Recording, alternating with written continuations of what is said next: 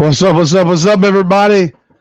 Caitlin Clark drains a 31-footer, and the Indiana Fever are 78-76 winners over the Washington Mystics. But man, there was a lot to this game that I did not like, that I'm sure you did not like, that we continue to see. But Caitlin Clark knocks down the 31-footer with 1.2 seconds to go to give the Indiana Fever a 78-76 lead, and they hold on to win it. Obviously a big win for the Fever, but a lot about this game was bothersome. And I'm going to talk about it right here. We just finished our live a little while ago. I did a video, but for some reason it will not process on StreamYard, so I'm doing another one.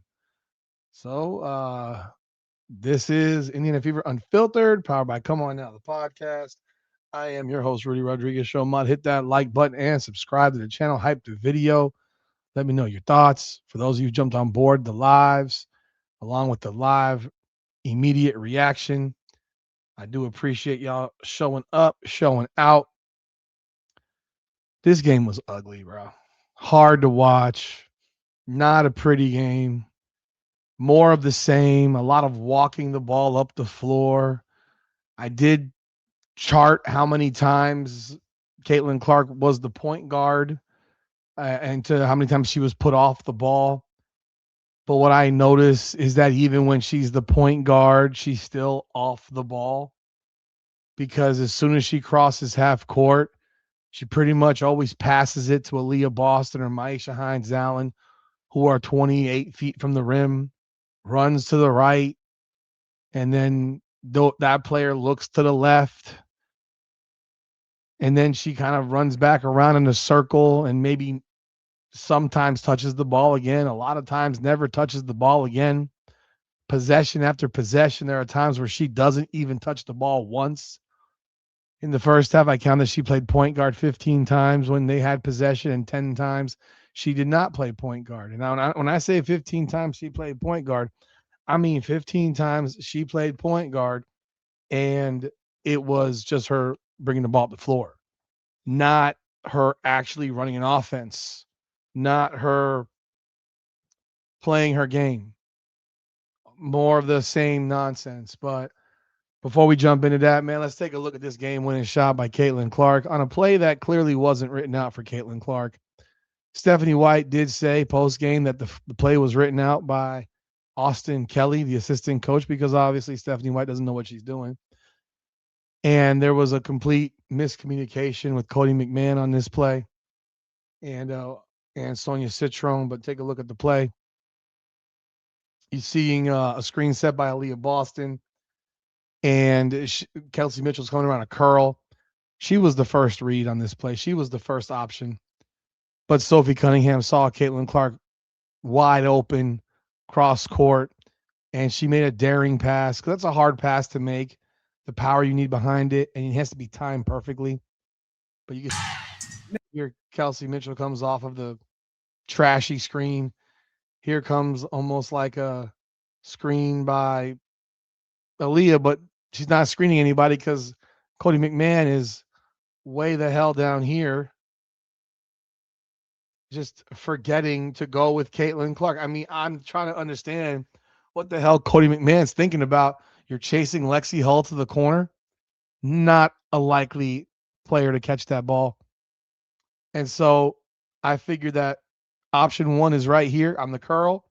She doesn't curl very well. I mean, and I think also because Cody McMahon was still right here, if she curls, comes off the run right into potentially Cody McMahon, although she didn't curl really well. And here's Caitlin popping up wide open. And Sophie lets that ball go way early. And again, I don't think Caitlin was the intended person for this play, but maybe the second or third option.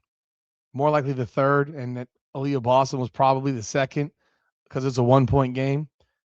But Cody McMahon makes a very bad decision here on top of that when she tries to steal the ball rather than just play solid defense and make Caitlin shoot the ball over her. But so does it's just right there. Now it's like, oh, barbecue chicken. Clark up and in. boom, and that's the ball game.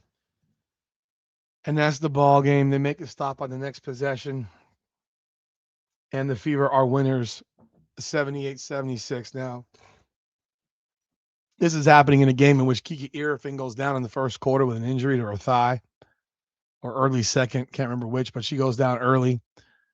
And still, Lauren Betts still doesn't get a lot of minutes. Very weird. Very weird substitutions again by Sydney Johnson. But the Fever led by 17 midway through the third quarter. They were in control. The game was dreadfully boring, very slow paced, and they're up 17 and in complete control. And then Georgia Amore catches a heater, plays the best 2 quarters of her career so far because she played a terrible first half. But she hits 4 threes in the third, 3 threes in the third, and a fourth in the fourth quarter. And the Mystics are able to get back in the game as the Fever's offense just completely goes to shit, walking the ball up the floor. Just bad ball, bad ball. And they eventually take the lead. And Caitlin Clark has a chance to take 2 free throws that would give them the lead back. And she misses both free throws. I mean, something you'd never see in your life happening. Caitlin Clark missing a pair of free throws back to back. Misses them both. But they get a steal on the opposite side. Looked like Aaliyah Boston fouled Shakira Austin, but they didn't call it.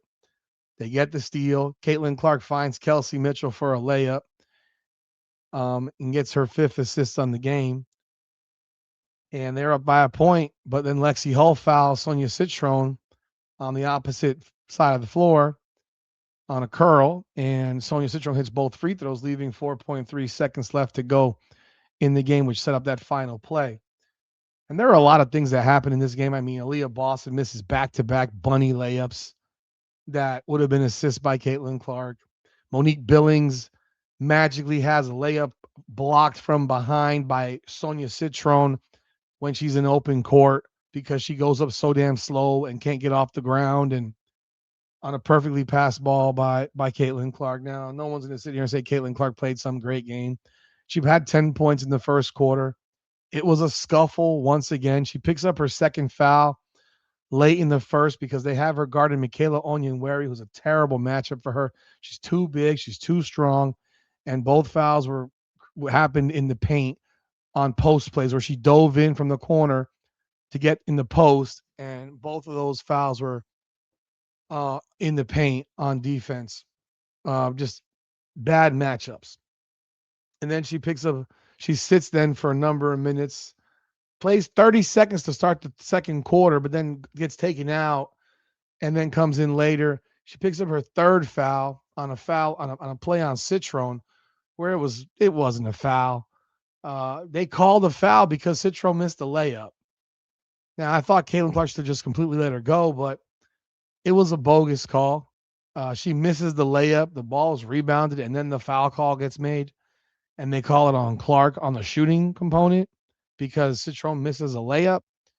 Just complete nonsense. That was her third foul, but she didn't pick up another foul the rest of the game. Now, once again, uneven sub patterns by Stephanie White. You're playing Ty Harris 11 minutes. Why? Your Raven Johnson gets 7 minutes instead of more. Ty Harris is taking her minutes. Dantas makes a reappearance out of nowhere. Timpson plays 2 minutes. Just very, very odd. Kelsey Mitchell ends up with 15 points. Aaliyah Boston has 14. Caitlin goes 19, 5 and 5. She does have 5 turnovers, but I mean, the first turnover she had was a perfectly thrown ball to Monique Billings that Billings just flat dropped, which caused a turnover. Anything else here? Aaliyah Boston again, 14 points, 10 rebounds, but she has 5 turnovers. Kelsey Mitchell has 15 points, 6 of 14, 1 of 6 from 3. She has 3 assists and a turnover. I'm sorry, Caitlin had 19, 5 and 3. My mistake. 7 of 16, 4 of 10 from 3. And again, this was a Georgia Amore game for Washington. And Michaela Onyenwere played 24 minutes at 17 points. She had 5 fouls. But this was a game, man, again, just the walking the ball up the floor, that's not going to get it done.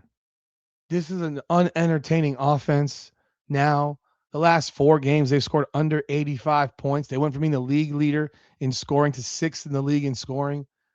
This is not a fun team to watch. And it happens on the same day where Michael Thompson does an interview with Jason Whitlock and reminds people why we watch Caitlin Clark, why we're watching the WNBA, because of you allowing her to play her game. Like you would not tell Serena Williams she can't serve hard. You wouldn't take the ball from Dan Marino and tell him to hand it off 50 times a game. And yet you have Caitlin Clark here going for 19. But God, dog, if she had missed that three, they would have blamed people would have been blaming her for obviously missing those free throws and crucifying her, despite the fact that offensively she's not really in charge of the offense. They are running this hub offense to death, and it is bad basketball. If you're watching this and you think that that is good basketball, you're crazy. It is bad basketball. It is not watchable at all. They shot 44% to 43 for the Mystics. They hit one more three. That was the ball game. And it was just a hideous game to watch. And of course, after the game, Stephanie White kind of credited Kelsey Mitchell for gaining her balance on that layup. I mean, my God, but doesn't give the same type of credit to her star for hitting a 31-footer, for which she's probably the only one in the league that would make that shot. Again, they win 78-76, but there are so many problems with what's going on with this team.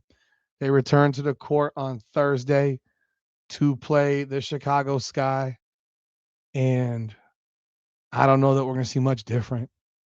It's not pretty basketball. It's boring, in fact, and people are sick of it. But hey, I'm glad she hit that shot. I'm glad she hit her first game winner in the final 3 seconds. It was a big time shot, and I'm happy for her. But shit, this team is not fun to watch anymore. And Stephanie White has just made it really miserable. Really miserable. But hey, y'all let me know y'all thoughts in the comments. Hit that like button and hype the video and subscribe to the channel. This is Indiana Fever Unfiltered, powered by Come On Now, the podcast. Come on now.